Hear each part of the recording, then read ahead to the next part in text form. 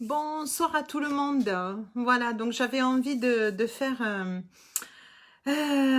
petit résumé en fait des énergies, j'allais dire, que je vois au niveau donc du Yotish, donc astrologie védique, donc pour ce week-end. Voilà, et depuis j'entends depuis 2 jours faire du sens, avoir un autre sens. Voilà, donc du coup j'avais envie de vous partager un petit peu ce que l'on peut ressentir, ce que l'on peut, si on n'a pas commencé déjà à le faire, un petit peu ce travail pour ce week-end par rapport aux énergies que je vois au niveau donc de l'astrologie védique. Voilà. Alors, du coup, je suis plus calme parce que ça y est, ma petite fille est née, voilà, donc et je réalise encore plus que je suis mamie, voilà, donc c'est tout un bonheur, même si je l'étais déjà, donc je réalise encore plus, peut-être que je deviens encore plus sage, entre guillemets, voilà.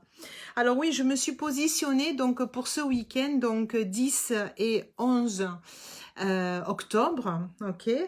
Et alors pour ceux qui me regardent et qui regardent depuis un certain temps, vous savez bien que j'aime bien regarder ce qu'on appelle donc les nakshatras, hein, donc les petites étoiles ou les petites demeures que nous avons donc en plus au niveau donc de notre plan zodiacal. Et à partir de demain, donc demain, après-demain, donc on va être sur des lunes donc liées à des nakshatras qu'on appelle auspicieuses, hein, c'est-à-dire que ce sont donc la lune qui représente le mental, qui représente les émotions, qui représentent sa propre identité, son soi hein, aussi en même temps. Donc elles sont liées à des petites étoiles donc qu'on appelle auspicieuses, c'est-à-dire qu'elles sont elles vont se retrouver, on va dire, dans un emplacement au niveau zodiacal, puisque là elles vont être la lune va être entre Gémeaux et Cancer, hein, n'oublions pas, nous sommes en science sidérale, donc on a 24 degrés de différence par rapport à une science occidentale. Et là, on va donc rencontrer l'étoile qui s'appelle Punarvasu et Pushya. Et puis après, elle ira vers Alesha, mais surtout Punarvasu et Pushya sont deux lunes donc auspicieuses de nakshatra, hein, qui sont auspicieuses. Pour Navarsu, pourquoi? Parce qu'on l'appelle l'étoile du renouveau. Et moi, je dis aussi, c'est un bon renouvellement donc de l'inspiration, hein, aussi de se mettre en action, mais sans conflit juridique, surtout pas. Donc je dis c'est une communication intelligente, donc toujours une bonne cohésion tête et cœur, donc surtout communiquons de manière intelligente. Souvent, il y a des personnes qui me disent, mais quand est-ce que ça va s'arrêter, tout ce qui se passe, quand est-ce qu'alors on est sur des grands schémas de changement. Il y a quand même un changement entre ce que l'on a vécu depuis le début. Certains me disent, c'est pas comme une accalmie intérieure, mais c'est comme si, oui, on était dans le gros rush, on savait pas ce qui avait été, qu'est-ce qui se passait. Comme quand on est dans une situation où on regarde là comme ça caché et on voit rien, puis c'est comme si là on voyait, bon on a quand même malheureusement et aussi donc des ajustements d'informations qui arrivent de tous bords, des informations qui ne sont pas logiques. Donc en même temps, ça nous éveille à se forger un jugement personnel, ce que l'on devrait toujours avoir d'ailleurs. Mais du coup, ça pousse à cette créativité-là. C'est ça qui est intéressant, quoi, en fait. Pour les personnes qui l'avaient un peu perdu, ça pousse justement à aller dans cette intelligence-là, d'aller vérifier dans d'autres documents, d'aller entendre, j'allais dire, des spécialistes hein, qui ne sont pas spécifiquement soit dans un ego ou qui ont peut-être d'autres pensées derrière. Voilà, donc ça pousse à aller porter son propre jugement avec sa propre intelligence. Et moi, je dis cette intelligence, cette communication intelligence, intelligente, tête et cœur, quoi, en fait, ok? Donc, Punarvasu, cette étoile de renouveau, c'est ça que j'appelle. C'est vraiment d'aller... alors, quand on parle de renouvellement de l'inspiration, c'est-à-dire que souvent, on avait peut-être pris l'habitude, on donnait un avis, on entendait un autre, ok, on répondait, c'est un peu ce qu'on voyait sur les réseaux ouais, à ce moment-là. Puis petit à petit, on se rend compte que pas tout est bon à prendre aussi, hein, mettre un peu de jugement, d'intelligence dedans aussi. Et donc, c'est peut-être après une grande période d'introspection et puis d'y aller encore et encore et encore et de se laisser inspirer, croire à son inspiration, croire à cette petite étoile. Cette étoile peut-être de renouveau, mais c'est-à-dire cette intelligence que l'on a tous à l'intérieur de nous, mais que souvent on n'écoute pas. C'est le temps hein, d'y aller vraiment à l'intérieur de soi pour justement... j'ai vraiment ce mot sens, d'aller chercher le sens de sa vie, ok? Si on ne l'a jamais fait, c'est le temps de le faire. Si on l'a déjà fait, ou on était déjà vers un but, pour des personnes qui avaient déjà, j'allais dire peut-être un peu quitté le schéma lambda, qu'on nous avait peut-être indiqué, ou parce que c'était comme ça, ou parce qu'on avait fait telle étude, ou parce qu'on était rentré dans telle ou telle entreprise. C'est un temps à se reposer les questions, hein, parce que je dis étoile de renouveau, même si on était déjà dans un schéma qui nous ressemblait quand même, mais c'est reposer cette question, finalement, quel est le sens de ma vie? Il y a peut-être des choses qui s'écroulent par rapport à tout ce qui se passe, c'est loin d'être terminé, mais ouvrons un peu plus les yeux, ok? Ne soyons surtout pas dans la peur, on a très bien compris à aujourd'hui qu'il y a des choses qui sont vraies, des choses qui sont pas vraies, donc il faut porter notre propre jugement, ok? Donc c'est pas le virus qui va vous manger là et demain c'est terminé, mais par contre il y a d'autres choses si on ne réagit pas à l'intérieur, si on ne pose pas certaines choses, si on ne se met pas dans une petite action à un moment donné, on va se laisser bouffer, oui évidemment. Donc à ce moment-là, il faut quand même avoir son propre jugement et se reposer la question, pourquoi je me suis incarnée? Quel était déjà, ou en tout cas si ça ne l'a jamais, qu'est-ce qui m'intéresse là ici? Ne regardons pas éventuellement tout ce que l'on ne peut plus faire ou pas faire. C'est avec les éléments que j'ai là à l'heure actuelle, et d'ailleurs c'est un très bon exercice à conserver à vie, c'est que dans n'importe quelle période, n'importe quelle secousse ou autre, ça va apprendre à se remettre, se recentrer et se dire quel est le sens de ma vie, là, ici et maintenant, là, le plus urgent. Qu'est-ce que c'est vraiment le sens de ma vie? Qu'est-ce que je ferai là, à ce moment-là, avec les ingrédients que j'ai là à aujourd'hui, ok? N'oublions pas toujours, l'astrologie védique est toujours liée à l'Ayurveda et donc on voit toujours le but d'aller équilibrer Vata, Pitta, Kapha, ok? Donc toujours comment on pense, comment on va transformer les choses, comment on va les équilibrer, comment on va pouvoir en fait justement trouver cet équilibre entre ce que je pense, comment je le transforme, de trouver une belle cohésion, ok? Ce schéma-là, puisqu'on travaille toujours avec ces 5 éléments qu'on a à l'intérieur de nous, qui sont à l'extérieur, puisqu'on fait toute une globalité, ce qui est intérieur, extérieur et ainsi de suite, hein, les va-et-vient, de justement relativiser et regarder que représente l'éther, que représente l'air, que représente le feu, que représente l'eau, que représente la terre, ok? Donc beaucoup plus loin que l'élément éther juste ou l'élément air juste. Qu'est-ce que ça représente? Est-ce qu'on les fait vibrer tous les jours à égalité tous les jours? Est-ce que par rapport à ce que je pense tranquillement, est-ce que je le transforme et est-ce que je le finalise? Parce que c'est ça l'équilibre en fait qui est demandé en astrologie védique. Bon, bien évidemment par rapport à son plan natal, c'est pour ça que j'invite les personnes à au moins regarder une fois dans leur vie leur propre plan natal pour connaître s'ils ont des énergies qui sont beaucoup plus aériennes, beaucoup plus transformatrices, ou beaucoup plus dans la cohésion pour justement savoir comment elles peuvent rééquilibrer et trouver un sens sur lequel elles peuvent s'appuyer. Là, c'est le temps vraiment de repositionner ça. Donc pour Navarsu, cette étoile nous inspire justement ce renouvellement.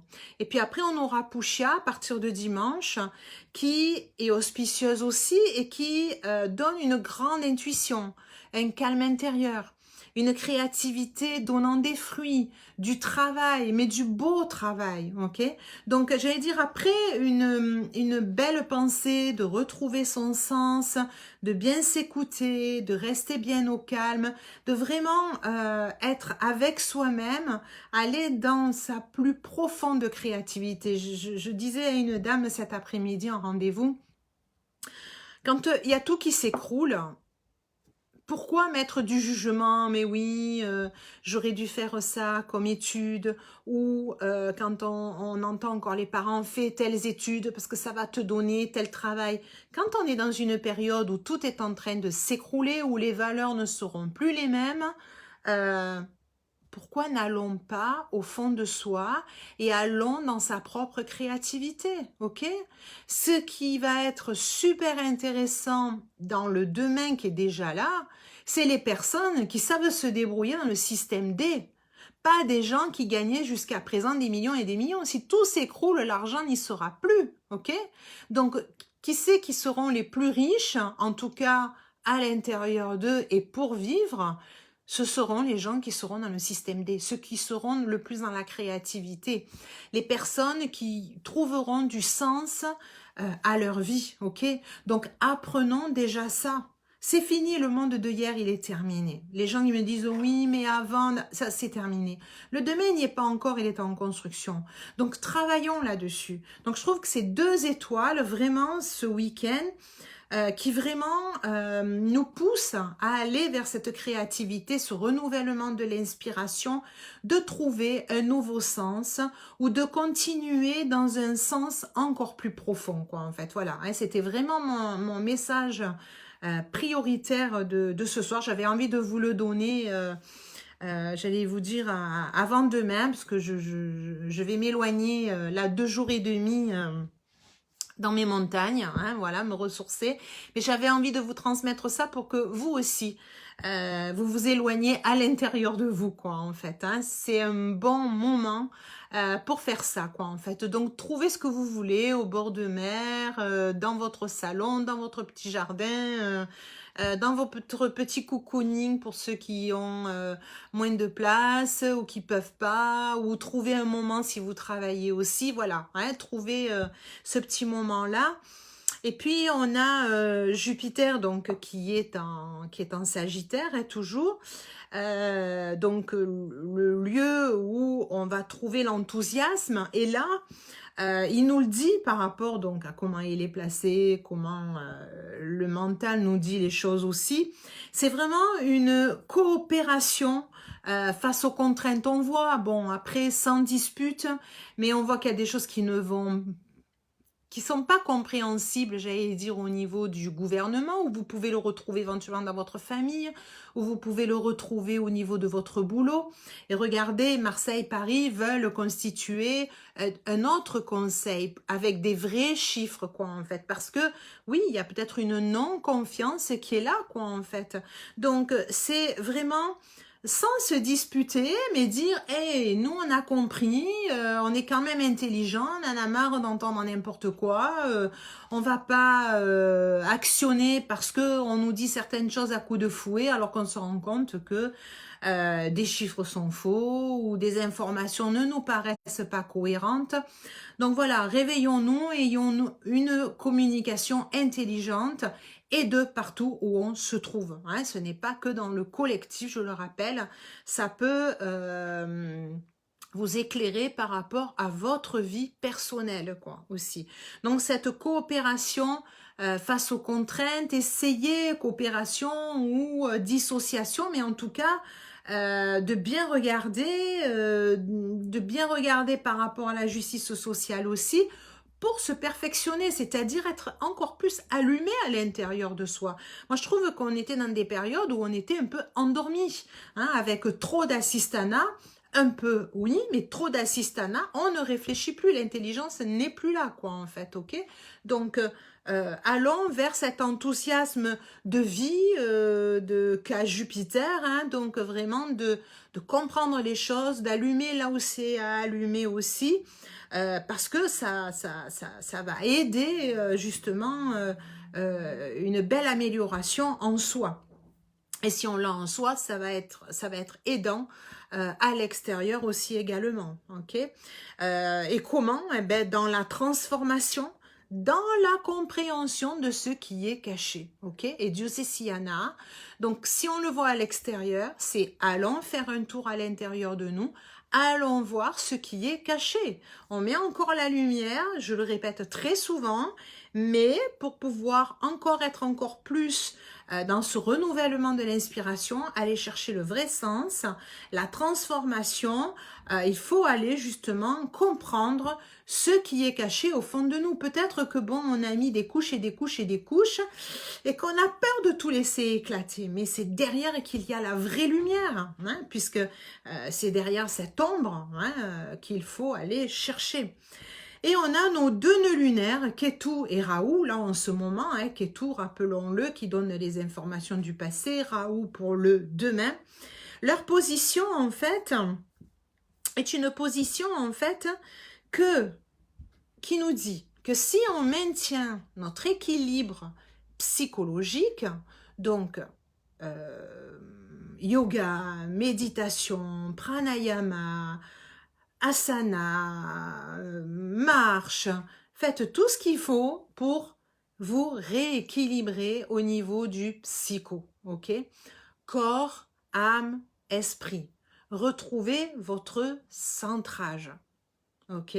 C'est important. Et si vous n'y arrivez pas, vous venez me voir, on fait un abhyanga, c'est la bonne période, un bon massage aux huiles tièdes ayurvédiques. Les huiles, j'en ai encore un peu, profitez-en. C'est la période de Vata.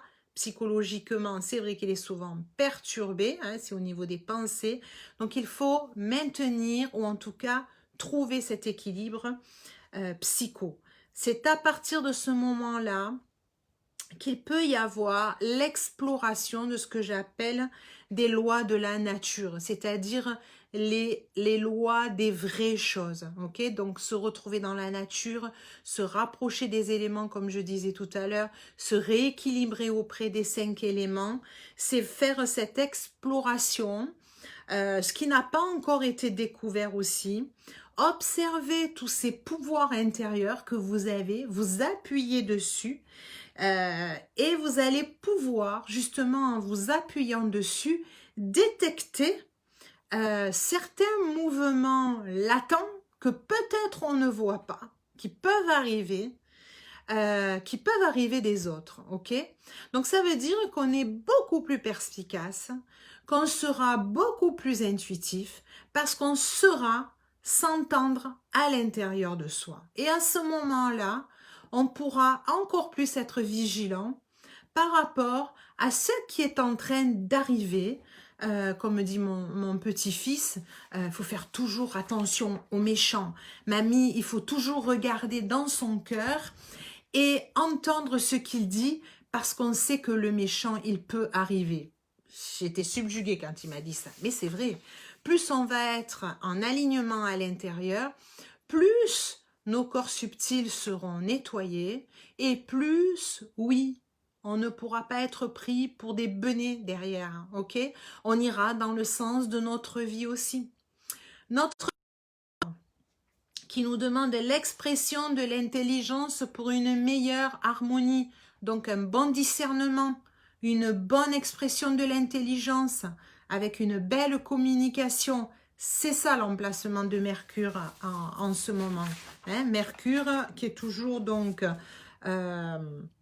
en balance, donc l'harmonie, l'équilibre, c'est vraiment avoir une bonne communication et même si on ne réagit pas de suite, s'il y a des personnes que vous vous dites mais pourquoi ils ne réagissent pas, un bon discernement, un bon rééquilibrage, une belle harmonie, dans un lâcher-prise, en ce moment, va réagir intelligemment dans peu de temps. Ok, voilà. Donc, c'est pas la peine d'aller tout feu, tout flamme.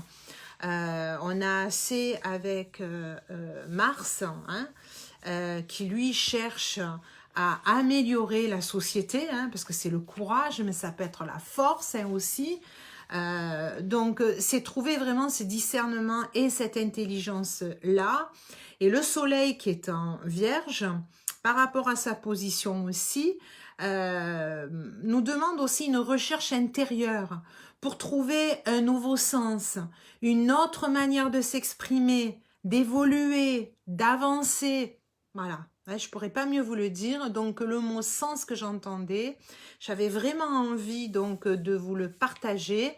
Peut-être trouver en vous un nouvel élan, un nouveau but, ou de peut-être reprendre quelque chose que vous avez laissé de côté.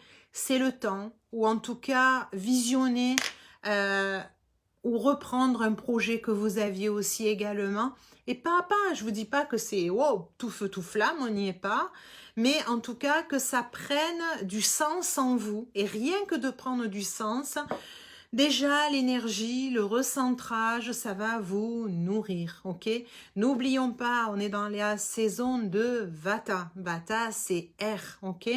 Donc, nourrissez bien vos intestins. Donc, de la chaleur, du cocooning, des choses faciles à digérer. Nettoyez le foie, hein, parce qu'on a plus de 200 millions de neurones au niveau du digestif qui donnent les informations ici, le central, qui après va donner les informations pour actionner. Donc tant qu'on n'a pas trouvé du sens à tout, on ne pourra pas donner ici à la télécommande des bonnes informations pour pouvoir avancer. Ok?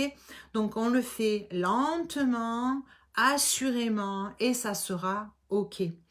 On est aussi dans ce que j'appelle phase lunaire, qu'on appelle les titis, qui est Astami, ok? Et Astami, il est dans l'élément éther et qui est relié aussi au nœud lunaire Rahu, c'est-à-dire vers le demain, ok? Lui, il est guidé par la déité Svarita. Qu'est-ce qu'elle fait? Elle contrôle les formes chaotiques des formes négatives. Donc, c'est apprendre à absorber les poisons et ne pas les redonner au monde et ne pas les ingérer, donc trouver une certaine harmonie. Ok? Donc même si vous sentez le poison, même si vous ressentez des forces négatives, que vous avez envie de réagir, non. Ok? On le fait calmement. On essaye de trouver l'équilibre comme les forces dans la nature. De découvrir l'ordre dans l'espace. Hein, remettez-vous comme si vous étiez dans la nature. Pas tout le monde réagit en même temps. Ok? Donc ça revient à ce que je vous disais tout à l'heure. D'essayer d'augmenter votre capacité créatrice et de remettre de l'ordre à l'intérieur de vous, hein, même si on a l'impression que c'est du chaotique. Remettez de l'ordre, remettez du sens à l'intérieur de vous, ok? Ne pas aller de manière trop rapide aussi, hein, c'est accepter la lumière et l'ombre et neutraliser le poisson. Le poison, excusez-moi, le poisson, même si Mars il est en poisson, mais de neutraliser justement, à essayer de trouver cet équilibre-là. Je suis beaucoup dans des écrits en ce moment et j'avais envie de vous lire quelque chose que j'avais repéré dans justement la notion du sens. Et John Gardner écrivait: le sens n'est pas une chose que l'on découvre un peu par hasard, comme la solution d'une énigme ou le trésor d'un jeu de piste. Le sens est une chose que l'on construit, à partir de son passé, de ses affinités et fidélités, de son expérience de la nature humaine, de ses propres talents et réflexions, de ses convictions des choses et des êtres qu'on aime, des valeurs pour lesquelles on est prêt à se sacrifier. Tous les ingrédients sont là. Vous seul pouvez les assembler pour tracer ce qui sera sa vie. Faites-en une vie digne et pleine de sens. Dès lors, le bilan de vos succès et de vos infortunes deviendra secondaire. Voilà, donc ça c'était une petite explication au niveau du sens. Et je vais finir par deux petits textes donc, de Swamiji qui avait écrit pour le 10 et pour le 11, là où je vous invite donc cette fin de semaine, ce week-end, à réfléchir, vous intérioriser et travailler sur le sens, ou un nouveau sens en tout cas, en attendant que la suite se fasse. Les émotions peuvent briser votre cœur. Les conflits, la jalousie, les disputes et les pleurs, tout cela au nom d'une véritable histoire d'amour. Il semble toujours impossible d'arriver à une entente. Puissent vos objectifs de vie être élevés et puissiez-vous ne pas vous arrêter avant d'avoir atteint le but. La volonté de réussir pousse votre plein potentiel à se manifester. Commencez où vous êtes et faites ce que vous pouvez faire avec tout votre cœur. La persévérance est le plus sûr moyen de réussir. Personne n'est jamais trop vieux pour se fixer un objectif et concevoir un nouveau projet. Un beau travail intérieur, une belle luminosité. Courage à tous. Gardez la confiance, mettez de la joie en vous et surtout, n'oubliez pas, un sens à votre vie, c'est la priorité. Je vous souhaite une très belle soirée et à tout bientôt.